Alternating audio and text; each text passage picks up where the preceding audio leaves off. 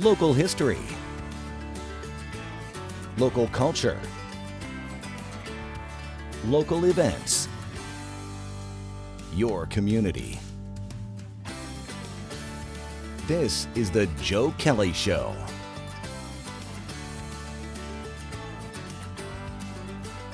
Hi there, everybody. Welcome to the show. Chris Sagaas is our guest. Chris is the Executive Director of the Utica Public Library. We're going to be talking about books. We're going to be talking about some upcoming programming at the library and a bunch of other stuff. But before we do that, we're going to say good to see you again, my friend. Great to see you. Thanks for having me. Yeah. You kind of threw me off a little bit because I was going to open up with a different question, but you brought some very nice memorabilia with you. We're going to talk about that memorabilia. When you were on the show last time, we talked about the history of the building of the Utica Public Library on Genesee Street. What is that, 333 or? 303 through 305. Yeah. But the weird thing is, it's also listed as 295 Genesee Street with the assessor's rolls. So Okay. it's one of those strange things where there's multiple numbers. Right. 3 different numbers for one building. But in any event, it's a historic building. It's a landmark building. Yep. And we talked about the laying of the cornerstone when you were here last. Yeah. And give the date of that. So it's funny because it's almost 121 years ago to today. Mm-hmm. We actually have in our full collection of our historical memorabilia, this was the trowel that was actually used, and it's in the hand of Nicholas Devereaux in the photo we have of the laying of the cornerstone, and it was on May 4th, 1903. So it's May 7th, 2024 when we're taping this. So almost 121 years, a little over 121 years ago, the cornerstone was laid, and it's been an operating public library since then. So certainly the Utica Public Library predates our building. They were chartered in 1893, and I think we've talked about the multiple locations throughout the years. With 1,000 books. I think they started off with 1,000 books. Yeah, and now we have, it's funny, this came up, we have about 60,000 books in our collection. We also have a bunch of books, I should say circulating items in our collection. We also have DVDs, thousands of DVDs. We also have stuff that's not necessarily circulating, but part of our genealogy and local history collection. So yeah, we have a lot of materials, a lot of old cool materials, such as this trowel and the photograph that actually depicts the date of the event. But yeah, it's great to have this stuff in our collection. When you say 60,000 books in your collection, do you mean in the building? Yeah, in the building. All of our materials that do circulate are housed in our one spot. We do have, like I was mentioning, a bunch of things that are uncatalogued. We're constantly going through the process of making sure that our inventory is accurate. We had a really big inventory about 4 years ago, but we've undertaken, I think we've talked about this in the past too, really getting a handle on what do we have in our archives, what do we want to make sure is cataloged, preserved, and then searchable and findable by researchers. Is any of that digitized? We have some stuff digitized. Part of this process we're going through right now is figuring out, well, what else do we want to get digitized?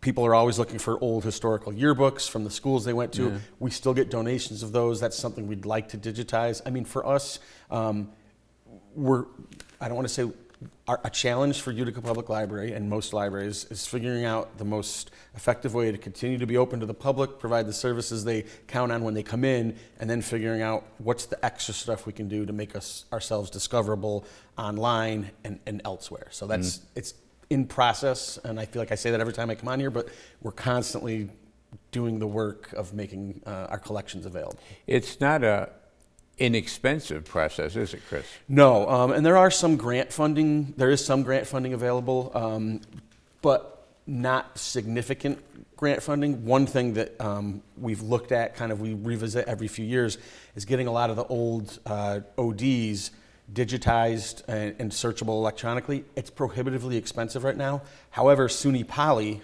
actually every year or so they break off little chunks of historic Utica newspapers that they digitize and make available through New York Heritage, which is the online repository for for these types of things. Anybody that wants to go in there and search old ODs, I know Frank Tomeno is always going through old copies of the Observer-Dispatch for his history column. Yep. I can recall Judge Walsh spending countless hours in there researching old Utica newspapers. Is the people that want to do that kind of research now, they could go in and go on the microfilm machine still, right? Yeah, we have publicly available microfilm machines on our first floor in our computer lab. We also have a newer machine up in our genealogy, local history room on the second floor of the building, which is also something I should point out. We do like to have, we have several volunteers who come in and give of their own time to help people with their historical research. I think I've told you before too, we don't have a certified or official professional genealogist on staff.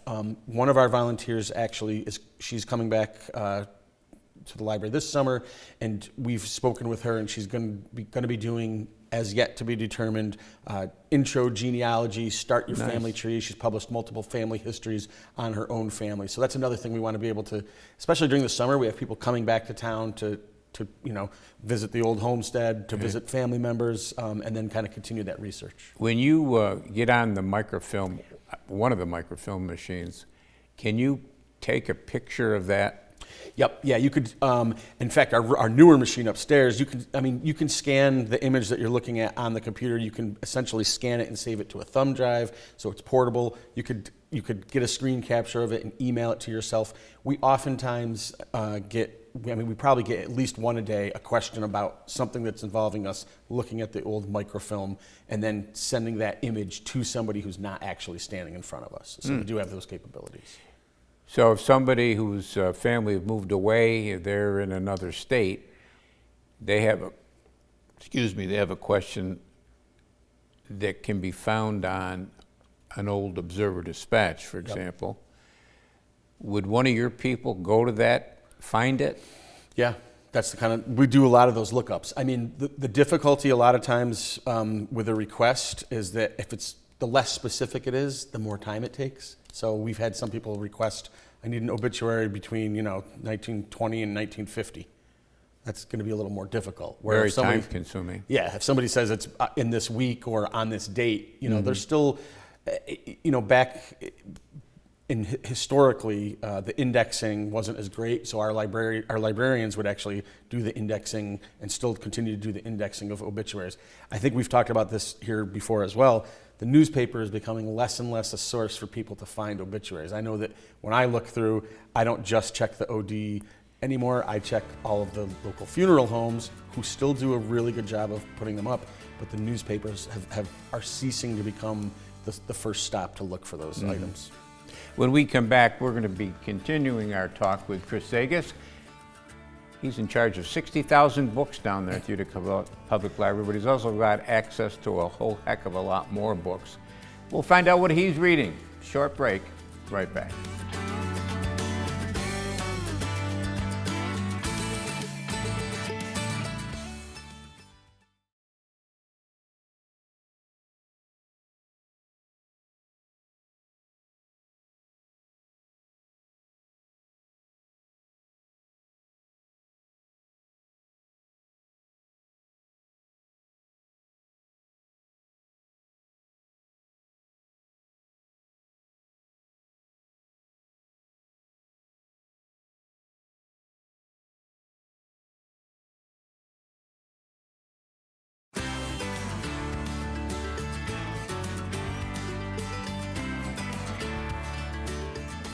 And welcome back, everybody. Thanks for sticking with us. Chris Sagaas is our guest. Chris is the Executive Director of Utica Public Library down on Genesee Street, 303, 304, 305, whatever it is. But whatever it is, it's right next door, Chris, to a building that has been in tough shape for a lot of years. There was a fire at that Knights of Columbus building down there, and nothing has been done, nothing that I can see anyway, for years. That's got to be a pain for the Utica Public Library. It's a pain for us. It's a pain for the DeSales building and Thea and their tenants as well. And certainly, and this is something that I also wanted to mention too, with the DRI money that's come into downtown on the Genesee Street corridor, both at Munson, Thea, at the DeSales building, and the library, we're concerned. All of the neighbors and the tenants are concerned that that building continues to fall into disrepair. We've had conversations with the city. They're interested in doing something about it. So I think we're encouraged by that. So we certainly think that if all this money is being invested to beautify and improve the physical structures that are drawing people to the downtown acre institutions, that there needs to be a solution that works and improves on that. Yeah, right across the street, our kitty corner, is a lot of work going on at Munson. They're going to get a whole new terrace greenscape. They have brand new front steps. We just finished at the library. We finalized our DRI project, which was about $120,000. We basically rehabilitated and reconstructed, Lupini Construction did it, but the 4 stone pillars that are original to the construction of the building, and we have a brand new, really nice sidewalk entryway up to the front entrance of the building. So we're pleased with it. It makes significant improvements to the pavement that was there before. It's going to be easier to clean, should be longer lasting and less. The big problem that we're having, and it's certainly seen in our back parking lot, which is where we have another project coming up, the freeze-thaw cycle, the dumping of snow and then the ice and then the melting of it is wreaking havoc on paved surfaces that are extremely important for parking and people getting into and out of spaces. So it's going to cost us more money in the future, unfortunately. What's your other project? So another part of the historic structure of our building, for people who are familiar with the rear entrance, which was also a main entrance at one point, there's a wrought iron railing around the back of it that's fallen into disrepair, and then that moat wall, we call it the moat wall because it's not filled with water in the moat, but it is an empty space between the parking lot and the building. We are going to basically repair that wall because it's been falling in and crumbling, and there's some stairs. It's a safety liability concern, but the great thing about it is that the plans we have in place, they've been approved by New York State Historic Preservation Office, which is always a hurdle for us if we use public money and we're on the state and national register. We're concerned about it, but it's extra work for us to make sure that it meets their standards and requirements. But it's going to look really good. The 70% of our traffic comes through the back of the library. We're going to be creating, this is the first step of what we hope will be a major redesign of the whole parking lot and the entryway for people into the building, where 70% of the people come through. It's going to look great. The drawings look great, and every drawing we've gotten from our architect ends up looking even better when it's happening in real life. Will you still be using the door you're using in the back? Yep, we're still going to be using that door. The longer range plan is to actually reconstruct and improve on that actual accessible entrance. It is the only accessible entrance. We're going to need to have that entrance still available and or fixed. And then the longest range plan that I think I could say is that we still want to explore the possibility of having an ADA compliant elevator that gets our patrons to our second floor. We do have an elevator that works. It's in great condition. We do a really good job upkeeping it with our service provider and contractor. But we have a lot of people who come into our building who want to get to the second floor for things like our flower show, things like job fairs, things like the Utica City School District Art Show, things like the event that we'll probably talk about a little bit, our author event. We want to improve the accessibility both physically and, as I was mentioning before, of content that the library owns either on-site or off-site. And there's a third floor there too. Yeah, the third floor it's become kind of our archival space. It's a really cool spot. It's where it's where we're actually able to lay out the old blueprints that we have. We have a lot of old stuff that could, it doesn't get in any better shape with each passing day. So it's kind of become a workspace. We've had some interns from Hamilton College come in. They're helping us inventory and figure out where all of our stuff is, what the condition of it is. We also, to circle back to the microfilm, one of the things that happens with microfilms that's stored in boxes that are used for 50, 60, 70 plus years, the boxes fall apart and some of the film actually starts to deteriorate. So we kind of have we've started a study of how much longer is the film going to last. We found that actually improving the quality of some of the boxes that we stored in is going to help preserve that for future research. You mentioned a author that's coming down. I think she's coming in June, is she Yep, not? she's just a little bit over a month. Yeah, Jacqueline Woodson is coming to the library on June 11th. We do have, I definitely want people to hear about this. That event is open. We have special invitees to that event, but we also have we're doing a raffle. At least 30 seats. You just have to come into the library to put your name on the sign-up sheet. There are still some seats left, but they're going fast. So we anticipate we'll probably have over 100 people at that signing. The really cool thing, that evening, she's going to be interviewed by a professor at MVCC, and then she's going to do a book signing. We've engaged with Barnes & Noble in New Hartford. They're going to come and sell the books. So people are going to be able to get a book and have the author sign it. The thing that I love about this event is that the next day, so she's staying overnight in downtown Utica. The next day, she's addressing 1,600 fifth and sixth graders from Utica City School District at MVCC. So MVCC and Utica City School District have been amazing to work with. We're encouraged about our relationship with UCSD on a number of fronts, but we're really excited to be able to provide this to the city. And tell people who she is. So Jacqueline Woodson is an award-winning author. She's written about 20 books. The book she's focusing on, it is the 10-year anniversary of her most famous book called Brown Girl Dreaming, which is it's like a prose book about a young girl's coming of age in Brooklyn. And a lot of her work focuses on those types of stories, but she's got other stuff that she writes. She has she's written for adults as well. When I talk to the people at Barnes & Noble, they're like, oh, wow, and so she's a known quantity among people who read a lot. The library community loves her. Whenever we discover a great author, we think the whole world should know that author. So she's fantastic. So people aren't going to be able just to walk into that event. No, there's a limited audience just because of the space that night on the 11th. So you do have to come in, sign up. The people who we're inviting have to RSVP. We'll have more information about that, but it's not a come one, come all. You can pack the library. The event the next day is certainly not open to the public. It's for the school district and their students and chaperones and teachers. And this is going to be in what I call the gallery room upstairs on the second floor. Yep. Is that the right title? Yeah, we call it the second floor gallery. Yeah. And here's another cool thing. My assistant had the idea of, so we host the Utica City School District Art Show every year, and they just took most of the art down last week.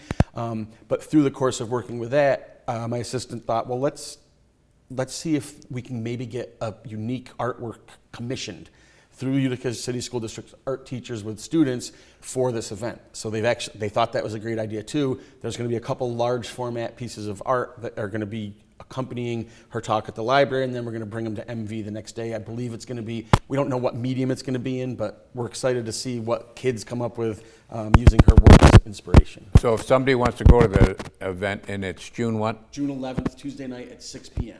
So if people want to go to that, the thing to do is go down to the library and sign up for, is it a raffle or? Well, it's really like, right now we have, what we hope to have is 75 people sign up, and then we'll have to draw names. So you have to come to the library to sign up. If you want to see her, please come down and do that. Okay. Chris Sagaas is our guest. We're talking about the Utica Public Library. When we come back, we are going to find out what he is reading. Short break, right back.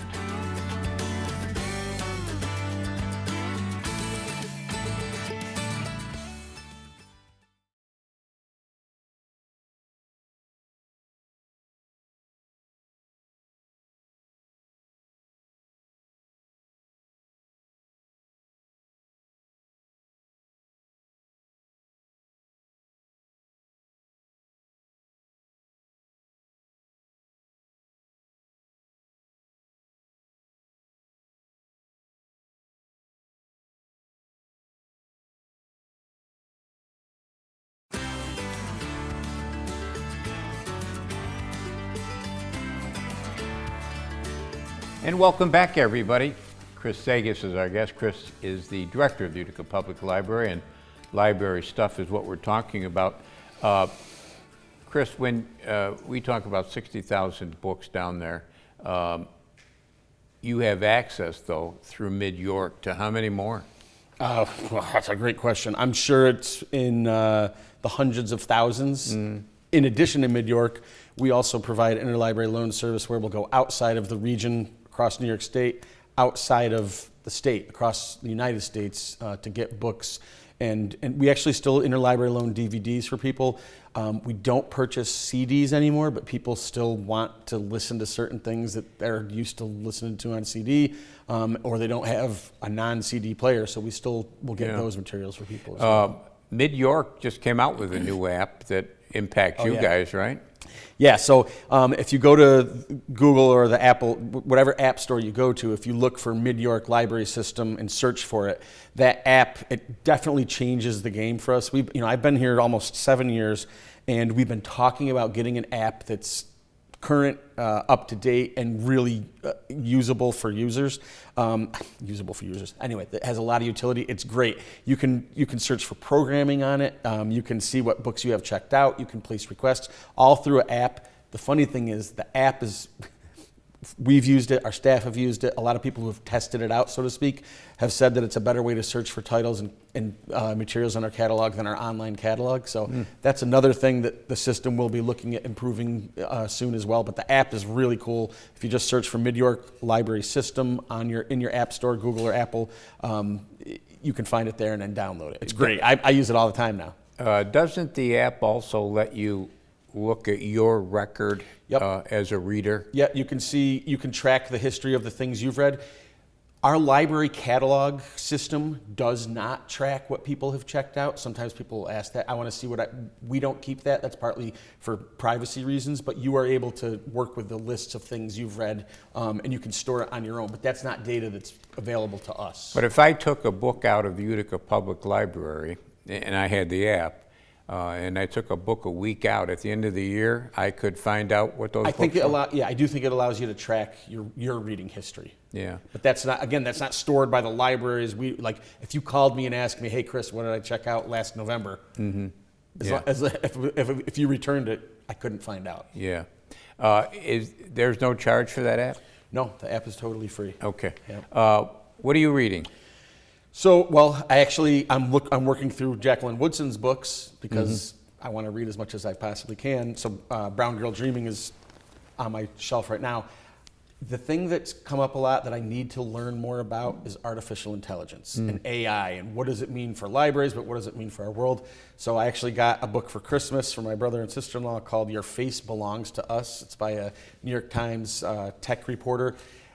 I just started it, but it's got a hook. There's this company, this AI startup that essentially was developing some type of database where I think it would store all this information about people, and it was going to be made available to either other companies or law enforcement. So I'm already hooked, but I just started that last week. I can't wait to see what happens. But I feel like if you read about AI, it might change before the time I'm done reading this book. Yeah. So that it hooked me in instantly. So are you the kind of reader? I read a couple books at a time. Do you do that, or do you just read one at a time? I usually only read one book at a time, but I still subscribe to magazines. That's one thing libraries, we have on the app through Mid-York, you can actually get through Overdrive magazines and download those. I don't like that reading experience. I actually like the thing in my hand. So I tend to read, like, at any given time, I probably have 5 or 6 periodicals, magazines that I'm working through. Sometimes I don't have the longest attention span for reading, so that's part of it. I like to read short things. I mean, meaty 25, 30-page articles are not like unheard of in the New Yorker, for example. Right.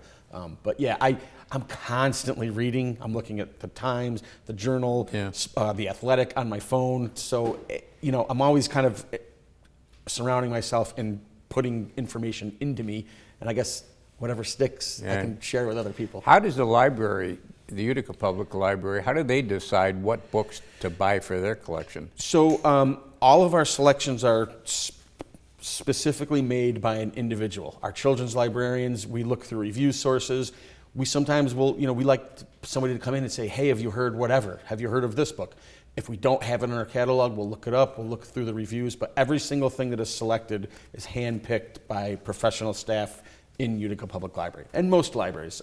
There are some value-added services through some of the people we buy materials from. If there's a bestseller list, it will automatically populate the things we order and send it to us. I mean, those are the things that we don't have to think as much about. We're going to get the Patterson book. We're going to get the most popular book right now is Kristen Hanna's The Women. We have tons of holds, tons of copies. We can't keep up with the demand for it. So that's another thing I do want to mention is that the system, because I appreciate you do mention Mid-York and the service they provide to all of our library users. We've significantly increased the funding system-wide to pay for downloadable ebooks and audiobooks that are still around 30 to 35% of the total circulation at Utica as well as other libraries. So as I was also saying before, we're always kind of looking at what do people want, where are they getting it, how can we best provide it for them, and then we have to make the decisions about how to afford it and how to deploy the money appropriately. What about the decision on books to discard? You can't hang on to every book you've ever owned. Exactly. So that's also part of our. I mean, we call it in the library field. It's called weeding. We'll look at timeliness. We'll look to see how long ago it circulated. We don't keep things on the shelf. I mean, we're going to probably keep every Shakespeare. We're going to keep every Toni Morrison book. There are people who are part of the canon that continues to grow that we will make sure we will do our best to have a copy of their works, whether they've circulated in the last year or not.